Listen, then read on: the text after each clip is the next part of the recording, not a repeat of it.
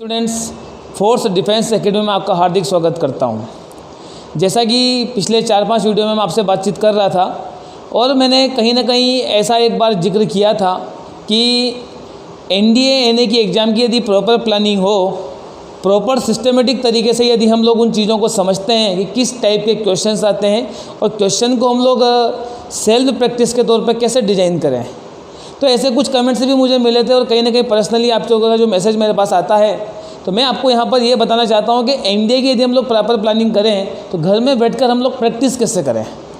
और सबसे बड़ी चीज़ है, कई बार स्टूडेंट मुझसे पूछता है कि सर हम कौन सी बुक से पढ़ना पसंद करें, तो मैं स्टूडेंट को बताता हूँ कि जो बुक्स आपके पास में है एनडीए एनए से रिलेटेड आप उससे पढ़ सकते हैं, लेकिन एक प्रॉपर एक मैनेजमेंट यदि रहता है हमारा चैप्टर का, उसमें क्वेश्चंस का, तो कहीं ना कहीं हम लोग जो एग्ज़ाम की हम लोग बात करते हैं उस एग्ज़ाम का हम लोग यहाँ पे एक कवर कर सकते हैं इस पूरे सिलेबस को।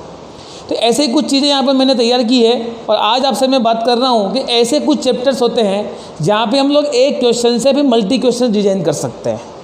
मल्टी क्वेश्चन यानी क्या कि एग्ज़ाम में तो एक या दो क्वेश्चन आएंगे, बट हम लोग उससे कुछ सप्लीमेंट्री क्वेश्चन के तौर पर हम लोग अपने नॉलेज के दम पर ऐसे कुछ क्वेश्चंस और बना सकते हैं, कहीं ना कहीं वो एग्ज़ाम में सेट हो जाए तो हमारा काम जो है ऐसा लगेगा कि हाँ मैंने कुछ इसकी तैयारी की है। एक बात और आपको मैं बताना चाहूँगा, मैंने यहाँ पे स्टार्टिंग में वर्ड यूज करा है डायरेक्शन। अब ये डायरेक्शन क्या है, तो ये जो डायरेक्शन वाली बात मैं आपके सामने कर रहा हूँ, ये डायरेक्शन जैसे इंग्लिश में अनसिम पैसेज होता है, हिंदी के एग्ज़ाम में अपठित गद्यांश होता है। अनसिम पैसेज और अपठित गद्यांश, इसका एक कंसेप्ट ऐसा है कि एक पैराग्राफ आपको मिलेगा और उस पैराग्राफ में आपको कुछ 3, 4, 5 क्वेश्चन तक सोल्व करना रहेंगे। यदि आप पैराग्राफ को अच्छे से पढ़ते हैं तो आप कहीं ना कहीं आंसर दे पाएंगे। तो ऐसा ही कुछ डायरेक्शन है हमारे सामने भी है कि इस पूरी क्वेश्चन को यदि हम लोग पढ़ते हैं और इससे 1 या 2 या 3 क्वेश्चन बनाएं, लेकिन मैं आपके सामने यहाँ पे एक ही डायरेक्शन से 8, 10, 11, 12 तक क्वेश्चन बनाने का एक एग्जांपल मैं आपके सामने रख रहा हूँ, उसको आप लोग थोड़ा सा ध्यान से देखें, ध्यान से समझने की कोशिश करें। मैंने टॉपिक लिया है ट्रिग्नोमेट्री, और ट्रिग्नोमेट्री में भी मैं टॉपिक ले रहा हूँ आपके सामने प्रॉपर्टीज ऑफ ट्रायंगल। बहुत अच्छा टॉपिक इसलिए है ये क्योंकि ट्रिग्नोमेट्री का यहाँ पे बहुत अच्छा निचोड़ है, और जिस बच्चे को कैलकुलेशन में मज़ा आता है, जिसको लगता है कि मुझे मैथ्स पढ़ना मेरी बहुत अच्छी हॉबी है, तो उसका लिए कहीं ना कहीं जो है वो सपोर्ट करता है। तो यहाँ पर आप लोग देखिएगा, फर्स्ट क्वेश्चन है triangle A B C. Triangle A B C, properties of triangle के बारे में आपको मैं बताना चाहूँगा। ट्रायंगल ए बी सी, 3 उसके एंगल हैं ए बी सी। ए बी सी में यदि मान लो हम लोग यहाँ पर यदि एंगल ए डिसाइड किया तो ये साइड हो जाएगी ए, ये हो जाएगी बी, ये हो जाएगी सी, ऐसे करके ये ट्रायंगल बनेगा हमारे सामने। ये ट्रायंगल बनने के बाद में यहाँ पर बी की वैल्यू दी हुई है √6, angle A 45 degree, angle C 75 degree. Common sense है कि यहाँ पे ये 60 डिग्री का एंगल होगा, यानी कि करेक्ट आंसर जो है वो एंगल बी का 60 डिग्री बनेगा। ये तो बहुत इजी क्वेश्चन है। बच्चा बोलेगा मैं इतनी मगजमारी भी क्यों करूं, जब मुझे ऑलरेडी ए दिया है, सी दिया है, तो बी की वैल्यू निकालने के लिए मैं क्लास 8 वाली मेथड लगाऊंगा ना, 1 - a + c जो भी आपके पास है। बट मैं यहाँ सारी चीज़ें यहाँ पे इसलिए क्लियर कर रहा हूँ कि ये चीज़ें आपको यदि पता चल जाए तो आप सारे क्वेश्चन, ये तो यहाँ आया हुआ क्वेश्चन है, एग्जाम में कुछ और भी आ जाए तो हम लोग उसको सोल्व कर सकते हैं। मैंने आपके सामने बोला कि ट्रायंगल ए बी सी है, ए बी सी 3 साइड है, आपको बी दी हुई है √6, आपके पास तीनों एंगल आ गए हैं, और जब भी तीनों एंगल आ जाते हैं तो हम लोग बाकी सारा काम यहाँ पे सोल्व कर सकते हैं। अब यहाँ पे क्या क्या पूछा जा सकता है उसके बारे में आपसे मैं डिस्कस करूँगा यहाँ पे आगे चलकर। क्वेश्चन नंबर 2 नेक्स्ट, सी की वैल्यू अपने को निकालनी है। अपने पास में बी की वैल्यू थी √6, सी की वैल्यू अपने को निकालनी है, यानी कि अपने पास में जो वैल्यू है b = √6 है, a की वैल्यू 45 डिग्री थी, b की वैल्यू 60 डिग्री थी अपने पास में, लास्ट स्लाइड में आपने देखा था, और c की वैल्यू 75 डिग्री थी। ये 4 चीज़ें अपने पास में थी। अपने को c की वैल्यू निकालने के लिए अपने को यहाँ पे फार्मूला यूज करना पड़ेगा, साइन फार्मूला। साइन फार्मूला है क्योंकि अपने को स्मॉल c की वैल्यू निकालनी है, तो b/sin b, c/sin c, ये 2 काम हम लोग यहाँ पे कर सकते हैं। ये साइन फार्मूला है, a/sin है, उसकी हमको ज़रूरत नहीं पड़ी, कोई प्रॉब्लम नहीं है। साइन सी का मल्टीप्लाई इधर कर देंगे, सी की वैल्यू निकालना है इसलिए, तो sin b × b = में साइन सी, मतलब सी, साइन सी इधर आ गया, साइन सी यानी कि साइन 75, साइन 75 यानी कि √3 + 1 डिवाइडेड बाई 2√2 इंटू बी यानी कि √6 डिवाइडेड बाई साइन बी है, साइन बी यानी कि 60 डिग्री यानी कि √3/2, तो ये हो जाएगा √3/2। कैलकुलेशन है, बहुत मज़ेदार होता है, ध्यान से थोड़ा देखिएगा यहाँ पे। √3, √2, √6 कैंसिल, 2 से 2 कैंसिल, √2 + 1 बचा, यानी कि बी जो है वो करेक्ट आंसर है। एक क्वेश्चन है, एक क्वेश्चन से दूसरा क्वेश्चन बना, तीसरा क्वेश्चन बनेगा अब आप लोग। Nature of triangle, nature of triangle common sense है, एंगल ए बी और सी तीनों की वैल्यू अपने आप में अलग थी। ए की वैल्यू क्या थी यहाँ पे हमारे सामने, ए की वैल्यू थी 45 डिग्री, एक था हमारे लिए 60, दूसरा था हमारे लिए 75। तो स्वाभाविक है तीनों एंगल अलग अलग हैं, तो कहीं ना कहीं ये इसके स्केलियन ट्रायंगल बनेगा, यानी कि डी जो है वो करेक्ट आंसर बनेगा। Nature angle of the triangle A B C are in, triangle जो है ए बी सी वो किस में है, A P G P H P correct answer. तो as we know that if one angle is 60 degree then we can say that triangle of any kind of A B C is arithmetic progressions, मतलब वो A P में होगा, यानी कि A P जो है वो करेक्ट आंसर है। आप सिंप्लीफाई भी कर सकते हैं, दोनों का सम जो है वो डिवाइड बाई 2 करने पर 60 आएगा। एक क्वेश्चन से 4 क्वेश्चन तो बन चुके हैं।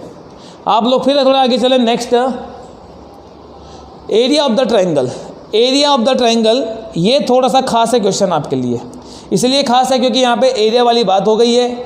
आपके पास में यहाँ पर बी की वैल्यू भी है, सी की वैल्यू आप लोग ऑलरेडी आइडेंटिफाई कर चुके हैं, ए बी सी सब आपके पास में है।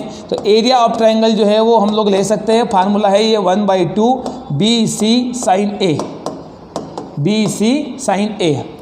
और भी ले सकते थे, लेकिन हमारे पास में बी की वैल्यू थी, सी की वैल्यू है, साइन ए की वैल्यू 45 डिग्री है।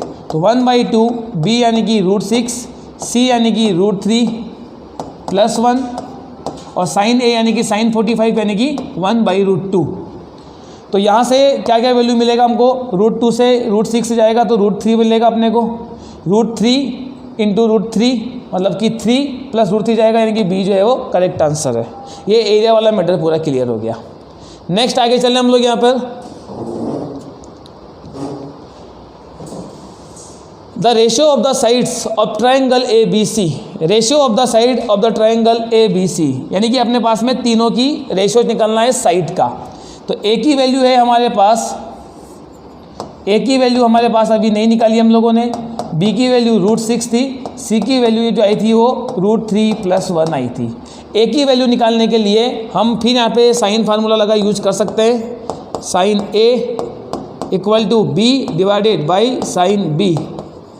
ए यानी कि ए साइन ए मल्टीप्लाई कर देंगे इधर, तो ये हो जाएगा साइन ए, साइन ए यानी कि 1/√2 45 रखने पर, बी की वैल्यू √6, साइन बी की वैल्यू क्या थी हमारे लिए 60 डिग्री यानी कि √3/2, तो ये √3/2 यहाँ चला जाएगा, √3 से √3 चला जाएगा यानी कि 2, यानी कि ए = में मिलेगा हमको 2, ए की वैल्यू मिल जाएगी 2। अब इस क्वेश्चन की एक बहुत अच्छी विशेषता है, आपके पास में तीनों साइड तो आ गई है, अल्टीमेटली आपको रेशो फाइंड करना है, ए रेशो बी रेशो सी।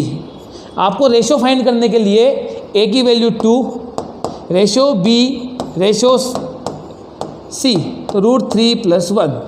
अब ये 3 वैल्यू को हम लोगों ने जैसा क्वेश्चन उसके अकॉर्डिंग सेट कर लिया। हम लोग यहाँ पर देख रहे हैं कि ये मेरा आंसर आ चुका है, बट अपने को ऑप्शन के साथ में मैच करना है।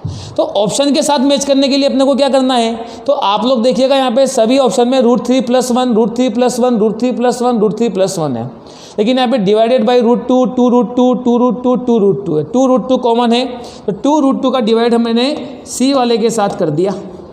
तो यहाँ पर भी करना पड़ेगा मुझे, फिर मुझे यहाँ पर भी करना पड़ेगा 2√2 का डिवाइड। कैंसिल करके देखता हूँ, जो मैच हो जाए वो सही है, नहीं तो गलत होगा फिर। तो यहाँ पे ये है 2, तो 2/2 यानी कि 2 से 2 कैंसिल होगा तो 1/√2 मिलेगा, √6/√2 यानी कि ऊपर मिल जाएगा √3 डिवाइडेड बाई 2, फिर रेशो √3 + 1 डिवाइडेड बाई 2√2। ये आंसर कहीं मैच हो रहा है क्या, मैच हो रहा है तो सही है, नहीं हो रहा है तो गलत है। तो ये डी वाला जो आंसर है 1/√2, √3/2, √3 + 1, 2√2, ये करेक्ट आंसर हो जाएगा। हमारा जो सिस्टम है वो सिस्टम ऐसा सिस्टम है कि हम लोग जो कैलकुलेशन करते हैं वो कैलकुलेशन अपने को आंसर देखकर हमारा दिमाग को यूज करके हम लोग उसको सेटिंग करने की कोशिश करते हैं। फिर नई चीज़ आ गई, the angle of triangle ABC are in the ratio. तो एक विचार करने वाली चीज़ है कि 1/√2 √3/2 √3 + 1/2 √2। इसका आंसर भी डी आंसर जाएगा। ऐसा इसलिए जाएगा क्योंकि आपको पता है कि A/sin A, साइन में और ए उसके साइड में उसके रेशियो में डिफरेंस नहीं होता है, ये आपको पता होगा। इक्वल टू में लेमडा या के जो भी कंसिडर करें तो ए इक्वल टू मिल जाएगा यहाँ पे आपका lambda sine A, B equal to lambda sine B, C equal to lambda sine C B, यानी कि इसका भी आंसर जो है वो ये वाला आंसर हमको मिलेगा यहाँ पे पूरा। कुछ टाइप की चीज़ें ऐसी है जो हमको कभी कभी समझना पड़ती है। Greatest angle of the triangle ABC यानी कि सी, अभी पता किया हम लोगों ने। Greatest angle of the triangle 75 degree था, स्मॉलेस्ट एंगल A 45 डिग्री है, इसलिए सिंपल है। तो 9 क्वेश्चन हम लोग रेडी कर चुके हैं।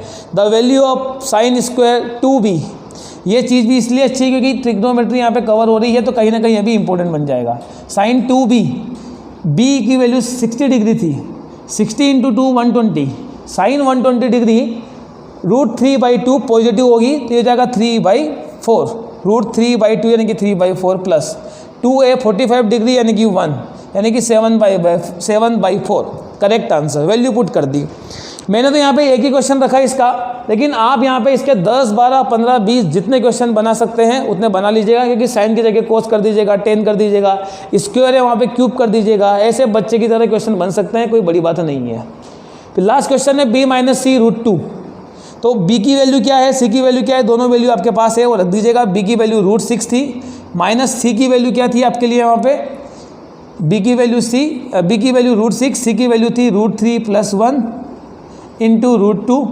मल्टीप्लाई करेंगे इन दोनों का आपस में तो √6 माइनस √3 है 2 यानी कि √6 माइनस का माइनस √3 × √6, ये हो जाएगा माइनस का √2, ये कैंसिल होगा, नेगेटिव आंसर आ रहा है इसका। करेक्ट आंसर जो है वो नेगेटिव बनेगा। यहाँ पे नेगेटिव आंसर आ रहा है इसलिए नेगेटिव आंसर बनेगा। हालांकि फोर्थ आंसर है पॉजिटिव या नेगेटिव, ये आंसर बिल्कुल भी पॉजिटिव नहीं हो सकता, तो डी जो है वो करेक्ट नहीं होगा, बी जो है वो करेक्ट होगा, यानी कि -6। तो इस टाइप के जो क्वेश्चन हम लोगों ने फॉर्मेट किए हैं, मैं एक बार फिर से आपको रिकॉल करवाता हूँ। एक क्वेश्चन तो हमारे सामने एक ही था कि बी दिया था, ए दिया था, सी दिया था, उससे रिलेटेड हम लोग 11 क्वेश्चन जो है यहाँ पे डिजाइन कर चुके हैं। 11 क्वेश्चन का जो जनरेशन है हमारे द्वारा यहाँ पर हुआ है। अब हम लोग बुक से, जो भी बुक्स आपके पास है उससे तो एक ही क्वेश्चन पढ़ रहे हैं, कोई इनमें से एक ही आपको आ रहा है, लेकिन उससे रिलेटेड चीज़ अब हमने यहाँ पे एपी कवर कर ली, ट्रिग्नोमेट्री कवर कर ली, हमने यहाँ पे ट्रिग्नोमेट्री की टेबल कवर कर ली, नेचर ऑफ ट्रायंगल्स वो कवर कर लिए, एपी जीपी एसपी का सारा कंसेप्ट हमारे सामने क्लियर हो गया यहाँ पे पूरा। तो कुल मिला के बात ऐसी होती है कि सारे क्वेश्चनों को हम लोग एक साथ में यदि सेट करें तो केवल पर्टिकुलर चैप्टर ही सोल्व नहीं होता है, पिछले सारे चैप्टर भी हम लोग रिकॉल कर सकते हैं, और यही रिवीजन करने का अपना एक तरीका है। और एनडीए का पेपर यदि आप लोग बहुत अच्छे से नोटिस किया है, आप लोगों ने यहाँ करते ही होंगे, तो आपको ऐसे ही क्वेश्चन के वहाँ पर जो है वो दर्शन होंगे। मेरा बोलने का मतलब यहाँ पर ये हो रहा है कि एक क्वेश्चन से 10 क्वेश्चन बच्चे को बनाने आने चाहिए, यानी कि प्रैक्टिस शीट जो होती है वो किसी टीचर के द्वारा या बच्चे के द्वारा बनाई जाए तो उसका अपना आप में एक अलग अंदाज रहेगा, बजाय कि बुक्स का पढ़ने की बजाय। ऐसा नहीं कि बुक्स को नहीं पढ़ना चाहिए, पढ़ना चाहिए, लेकिन हमारा द्वारा किया हुआ है काम। तो ऐसे 11 क्वेश्चन जो है वो हम लोगों ने यहाँ पे डिजाइन करे हैं, वो सारे आपके सामने हैं, ठीक है। ऐसे मैं नेक्स्ट टॉपिक ले रहा हूँ इन्वर्स ट्रिग्नोमेट्री। इन्वर्स ट्रिग्नोमेट्री में 2 चीज़ें एक साथ कवर करता हूँ जनरली मैं।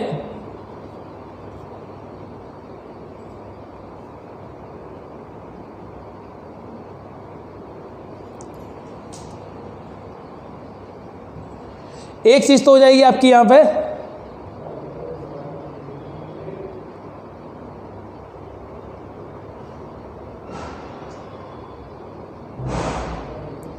इन्वर्स ट्रिग्नोमेट्री में tan इन्वर्स 1 - cos x दुनिया का सबसे फेमस फार्मूला है ये, जिसके बारे में मैं ये बोलता हूँ कि ये नहीं एग्जाम में नहीं आए, मतलब कि एग्जाम पॉसिबल ही नहीं है। 1 - cos x यानी कि 2 sin square x/2 2 cos square x/2, 2 से 2 कैंसिल, sin बाई cos यानी कि 10, तो tan inverse 10 x/2, final answer जो होगा वो x/2 होगा, करेक्ट आंसर है। इसी क्वेश्चन को हम लोग वापस चेंज कर सकते हैं अपने इस मेथड के थ्रू।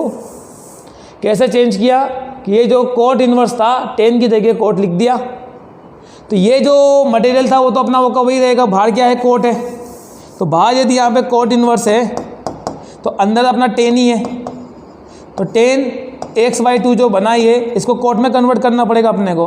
कोट में कन्वर्ट करने के इसको लिखना पड़ेगा 90 - x/2, यानी कि इसका डी जो है वो करेक्ट आंसर बन जाएगा। अब इन दो क्वेश्चन से हम लोग कितने क्वेश्चन सेट कर सकते हैं, देखने वाली बात है। टेन इनवर्स कोट इनवर्स, एक क्वेश्चन के दो क्वेश्चन, फिर माइनस प्लस है इंटरचेंज कर देंगे, फिर ये जो न्यूमरेटर डिनोमिनेटर इसको उल्टा पुल्टा कर देंगे, मतलब कि numerator become denominator, denominator become numerator. उससे क्या होगा, साइन बाई कोस यानी कि 10 हो रहा था उसकी जगह वो कोट होने लग जाएगा रेसिप्रोकल करने के बाद में। देखिए जरा रेसिप्रोकल किया है, tan inverse cot inverse plus minus ऊपर नीचे हो गया पूरा। आंसर कभी चेंज होगा कभी चेंज नहीं होगा।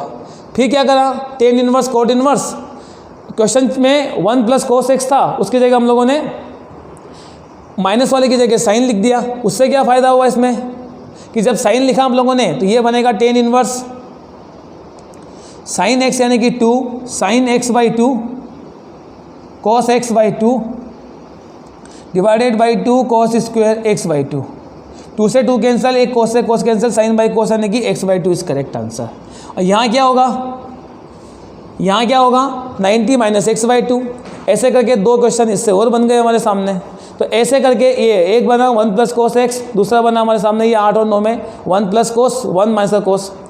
ये ऐसा जनरेशन हम लोग यहाँ पर सेट कर देते हैं। और हमारा काम यहाँ पर ये होता है कि एक क्वेश्चन को हम लोग सॉल्व करें, बाकी 10-11 क्वेश्चन वहाँ से तैयार हो सकते हैं। इन सब से अलग हटकर एक बहुत बड़ी बात, एग्ज़ाम में क्या आएगा उसका आंसर आपको देना है।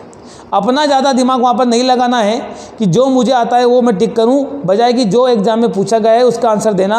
तो आप प्रैक्टिस ज़रूर कीजिएगा घर में बैठ के, लेकिन एग्ज़ाम में ये वाला है तो इसके आंसर देना, इसके आंसर देना, क्योंकि आपने ये सोल्व किया आंसर ये आ रहा है और आपका आंसर वहाँ पर ये आ गया, तो वहाँ पर थोड़ी सी दिक्कत हो जाएगी ऐसे कैलकुलेशन करते वक्त में। तो मैंने इन सबको थोड़ा एक साथ कलेक्ट किया है क्वेश्चन को कि ये चारों क्वेश्चन एक ही हैं। लग रहा है आपको एक ही है, लेकिन ये एक नहीं है। सारे क्वेश्चन जो है वो अलग अलग है, सबके आंसर अलग अलग हैं। एक